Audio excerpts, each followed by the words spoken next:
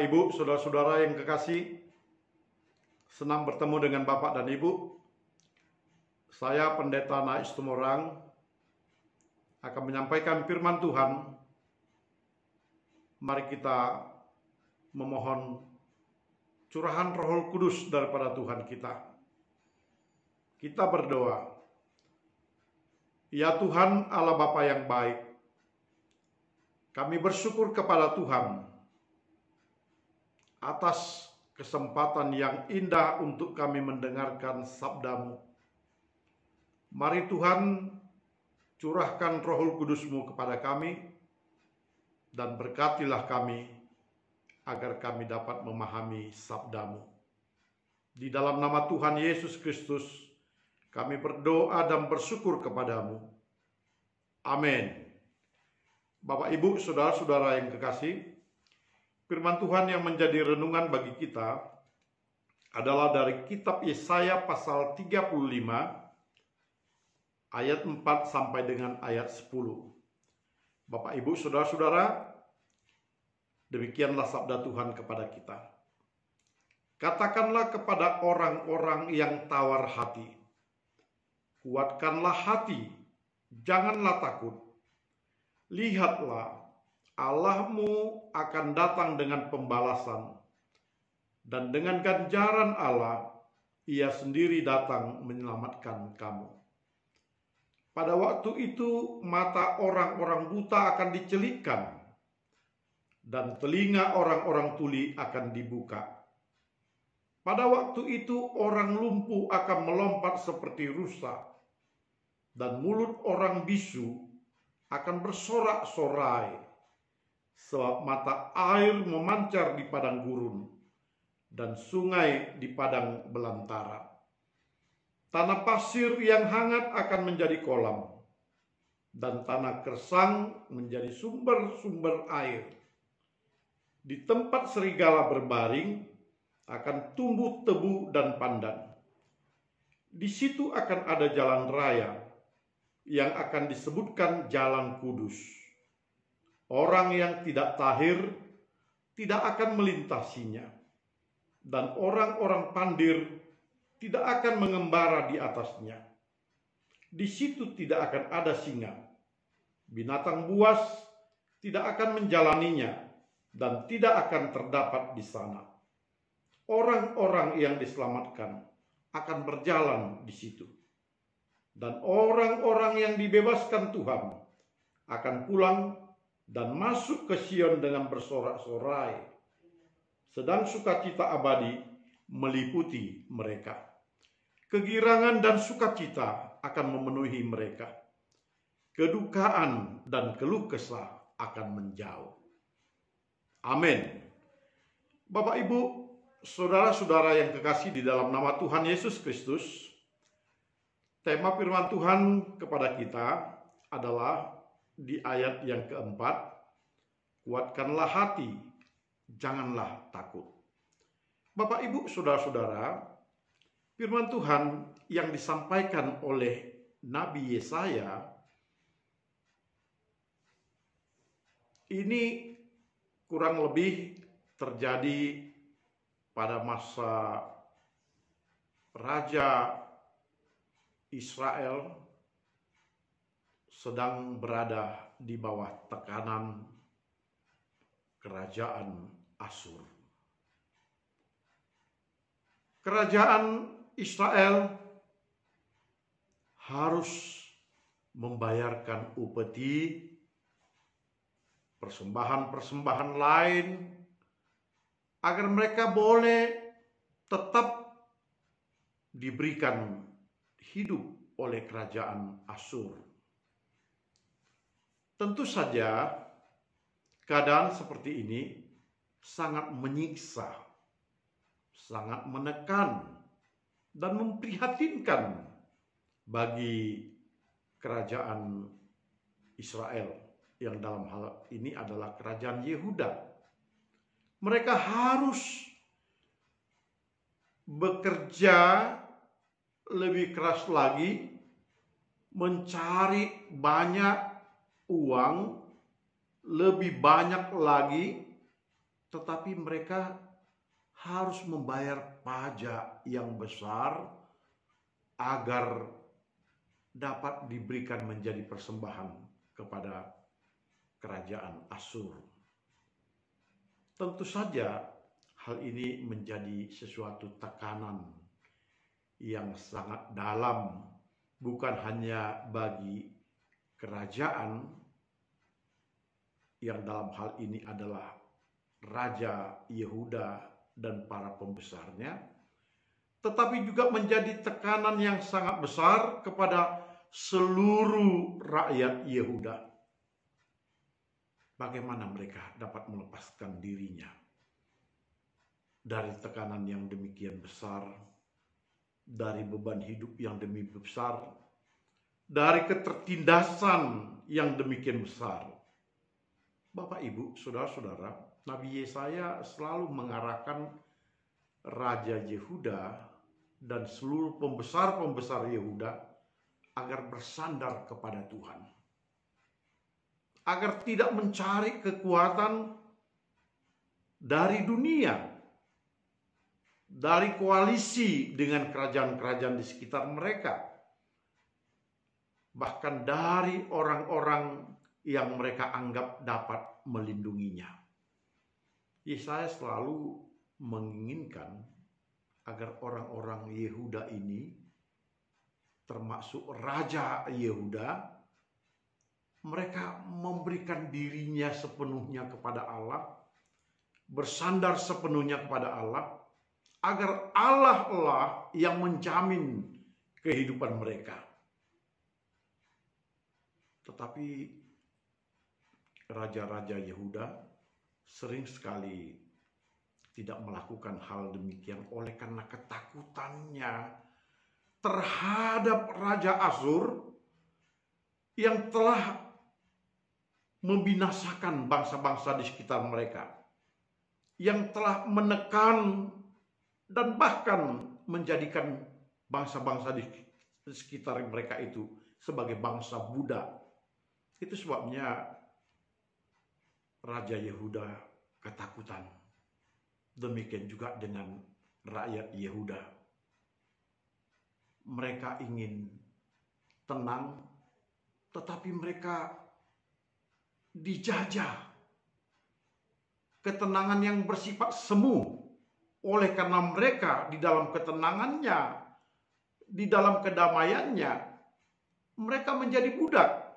Mereka harus membayarkan upeti, persembahan, dan juga berbagai pajak yang tinggi kepada kerajaan Asyur. Hidup yang macam mana yang demikian? Tentu saja Bapak dan Ibu, ini menjadi sesuatu yang sangat menyesakkan dada. Mereka hidup merdeka secara lahir, tetapi pada dasarnya mereka hanyalah budak bagi bangsa yang lain. Disinilah Yesaya membawakan berita sukacita. Di dalam berbagai bacaan-bacaan buku, Yesaya pasal 34 dan 35 ini dikatakan sebagai wahyu kecil dari Nabi Yesaya, yakni tentang sesuatu masa yang akan datang, sesuatu pengharapan di kemudian hari, bahkan sesuatu yang bersifat utopis, yang begitu hebat hayalan tersebut. Karena berulang kali Yesaya mengatakan sesuatu hal yang memang hanya Allah yang dapat melakukannya di tengah-tengah situasi yang demikian adanya. Dia katakan pada waktu di mana Allah akan datang untuk membalaskan segala perbuatan-perbuatan jahat orang kepada Yehuda, pada waktu itu maka engkau akan melihat orang-orang buta akan dicelikkan dan telinga orang-orang tuli akan dibukakan. Bahkan orang lumpuh akan melompat seperti rusa, dan mulut orang bisu akan bersorak-sorai. Mata air memancar di padang gurun, dan sungai di padang belantara. Ini adalah bahasa yang sangat tinggi, mengharapkan sesuatu yang pada dasarnya sulit untuk dilakukan. Tetapi justru inilah yang akan terjadi di sana. Bahwa orang-orang Yehuda akan melihat terjadi sesuatu mujizat yang besar, di mana mereka tidak pernah melihat yang semacam itu. Akan ada orang-orang buta yang dicelikkan matanya. Akan ada orang-orang tuli yang dibukakan telinganya. Dan orang lumpuh akan melompat seperti rusa.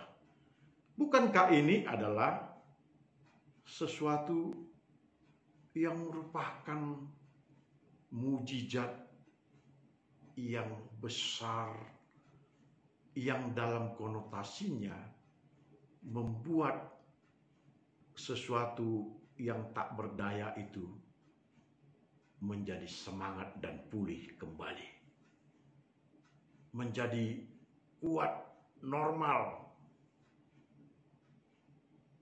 membuat keajaiban yang besar. Ketika Tuhan datang, keajaiban itu terjadi. Dimintakan oleh Yesaya agar orang-orang Yehuda dan kerajaan Yehuda ini bersama raja dan para pembesarnya jangan tawar hati. Kuatkanlah hati. Jangan takut. Lihat Allahmu datang dengan pembalasan. Mengapa kita tidak tawar hati? Mengapa kita tidak perlu takut? Karena Tuhan akan datang. Inilah yang kita katakan bahwa Yesaya ini memberitakan kepada orang-orang Israel, orang Yehuda ini, agar mereka bersandar kepada Tuhan, bukan kepada manusia. Dan mereka harus percaya bahwa Tuhan mampu menjadikan sesuatu yang ajaib. Ketika kita punya pengharapan kepada Tuhan, maka kita memberikan sepenuhnya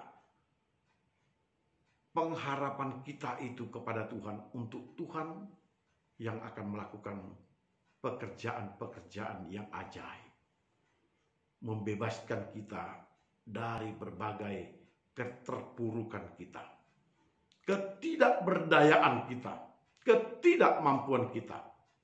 Kita serahkan semuanya kepada Tuhan, dan kita akan melihat keajaiban itu yang akan Tuhan lakukan kepada diri kita. Jangan takut, karena Tuhan peduli kepadamu. Jangan takut, karena Tuhan menolongmu. Dia mau membebaskan engkau dari permasalahan yang kau alami. Ketika Yesaya memakai bahasa-bahasa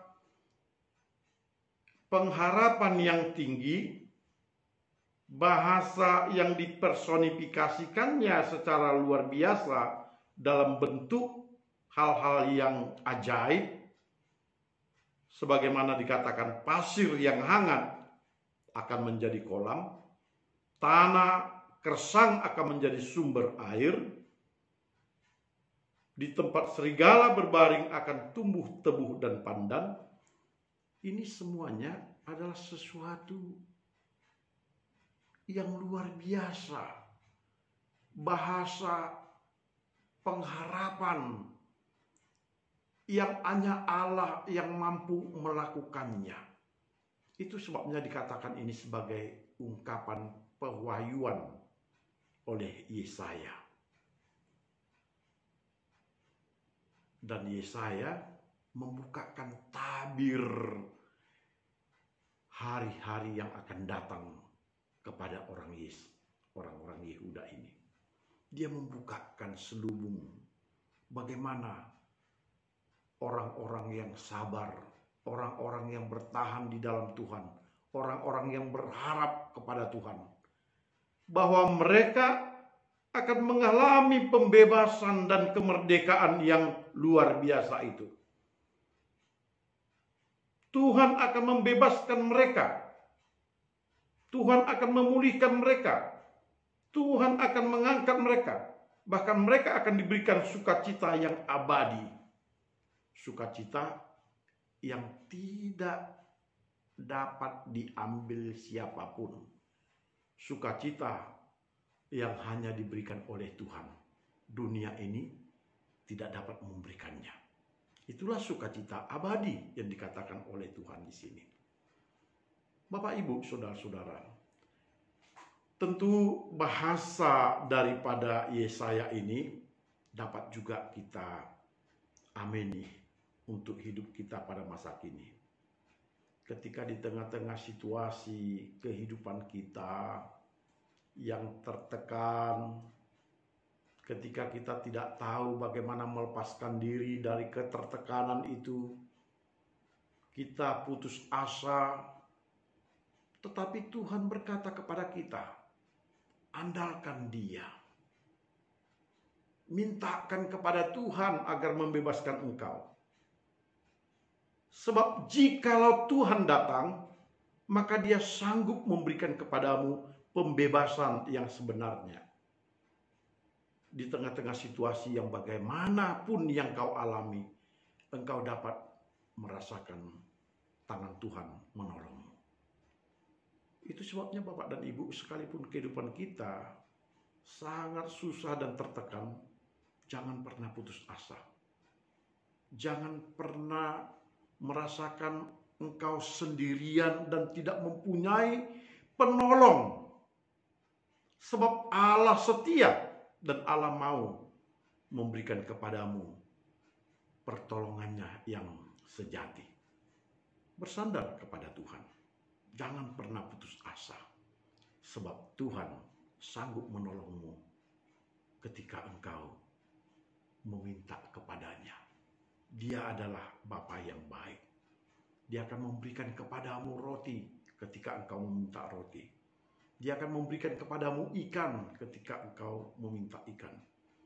Dia akan memberikan kepadamu yang terbaik untuk dirimu. Oleh karena itu, bersandarlah kepada Tuhan.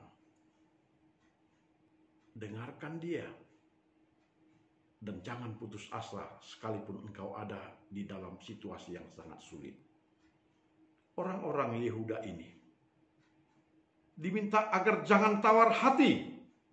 Itu berarti bahwa situasi apapun yang mereka alami sekarang, di bawah ketertekanan, ketertindasan, penderitaan yang disebabkan invasi kerajaan Asyur itu, mereka harus tetap tegar dan kuat. Jangan tawar hati. Sebab Tuhan masih ada. Dan itu yang terjadi. Kerajaan Asyur akhirnya tidak mampu untuk mengalahkan Yehuda, memporak-porandakan Yehuda. Sebaliknya, kerajaan Asyur menjadi lemah dan akhirnya mereka dikalahkan oleh kerajaan Babel. Dikalahkan oleh karena mereka hanya bersandar kepada kekuatan diri sendiri. merasa arogan, sombong, sehingga mereka mendapatkan kehancurannya sendiri. Sebaliknya, kerajaan Yehuda dapat lepas dari tangan kerajaan Asyur, dan mereka boleh bertahan pada masa kekuasaan Asyur ini. Bapak dan Ibu, saudara-saudara yang kekasih, setiap hati yang percaya kepada Tuhan harus meneguhkan kekuatan hatinya, menguatkan imannya bahwa dia senantiasa ditopang oleh Allah di dalam situasi apapun. Oleh karena itu, mari kita kuatkan hati kita, teguhkan hati kita. Jangan tawar hati menghadapi permasalahan apapun, sebab Allah ada bersama dengan kita. Tuhan memberkati. Salam.